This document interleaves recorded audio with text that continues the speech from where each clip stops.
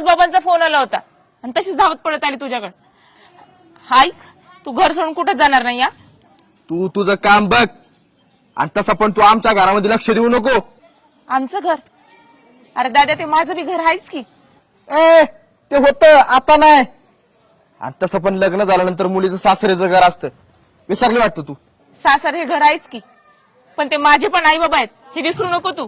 हो, ते भिकारडे आहेत ना, ज्यांनी सगळी बापजातीची कमवून ठेवलेली इस्टेट मुलीच्या लग्नात हाऊसमूस करण्यात उधळून टाकली. अप्रुक्त वाटणारच ना. एक शब्द आई बाबा विषयी बोलायचं नाही. हा, जरा सांभाळून बोलत जा की. ए तू मला ज्ञान शिकू नको. चल चल तुझ्या वाटेंनी चल.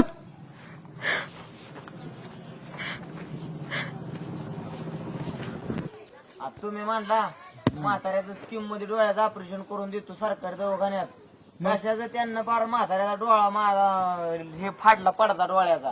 आणि मग तुला बघाय नको म्हाताऱ्याला, बघत नाही काय नाही काय नाही. हा? ए दिप्या, कुठं चालला ताना ताना करत ये इथं बसवायच. पुढं चालू म्हणजे आता निघाले. आयुष्यात एक तर पार काटाळा आलाय.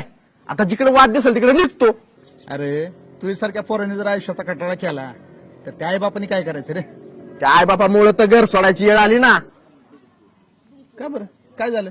काय बरं काय झालं आता मला सांगा. हा. आपल्या पोराचा इच्छा अपेक्षा पूर्ण न करणाऱ्या आई बापाकडून काय अपेक्षा ठेवणारी